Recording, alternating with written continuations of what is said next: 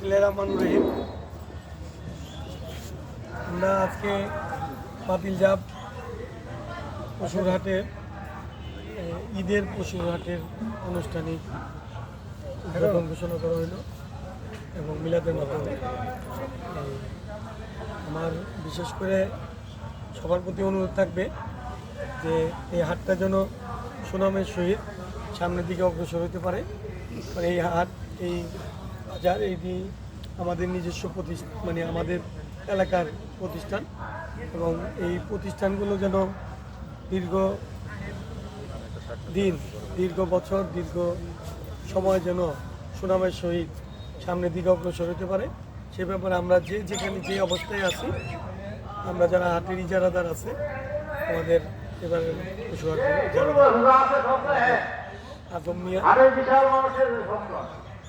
ও আছে, আমরা ওকে এবং যারা বাকিরা সম্পৃক্ত আছে সবাইকে সহযোগিতা করব যাতে এই হাটটা সুন্দরভাবে মানে হাটের বেচাকিনি হয়।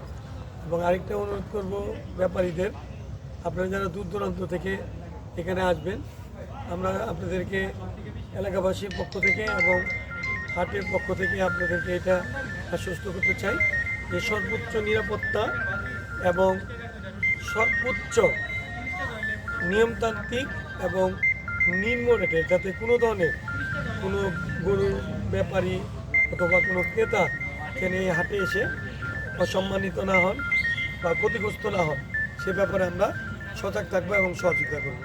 পাশাপাশি এলাকার মানুষকে অনুরোধ করব যে এই হাটটা যেন মানে সুন্দরভাবে পরিচালিত হয়, সে ব্যাপারে আপনারা যে যেখানে আছেন যার অবস্থান থেকে সহযোগিতা করবেন। এবং এই যে আমাদের এই হাট কমিটি, বাজার কমিটির সভাপতি মুজার ভাই এখানে আছেন। মুজার ভাই উনি সার্বক্ষণিক এটা মনিটরিং করবেন এবং অন্য যারা আছে কমিটিতে তারাও এটা দেখভাল করবেন যাতে সুন্দরভাবে আমাদের এলাকার কোনো সম্মান হানি না হয়। আমরা সবাই, মূল মেসেজটা হলো সবাই মিলেমিশে আমরা এই প্রতিষ্ঠানটাকে প্রতিষ্ঠা করব। মানে একটা জিনিস মনে রাখবেন, প্রতিষ্ঠান কোনো ব্যক্তির না, এটা এলাকার সার্বজনীন সবার।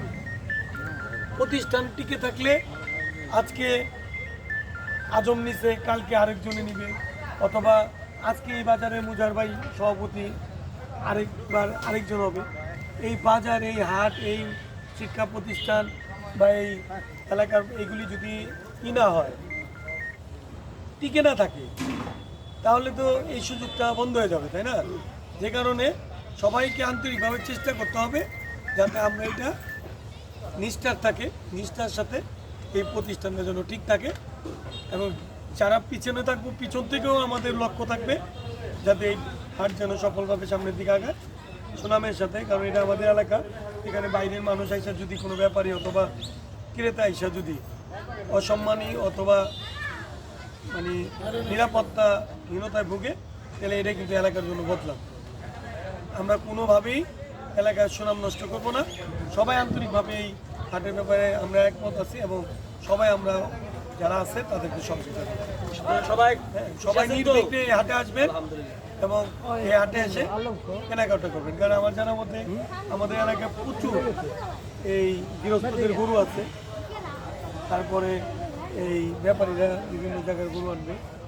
এখানে আসলে আপনার চাহিদা অনুযায়ী, আপনার কুরবানির চাহিদা অনুযায়ী আপনি এখানে একটা পশু পাবেন। ধন্যবাদ।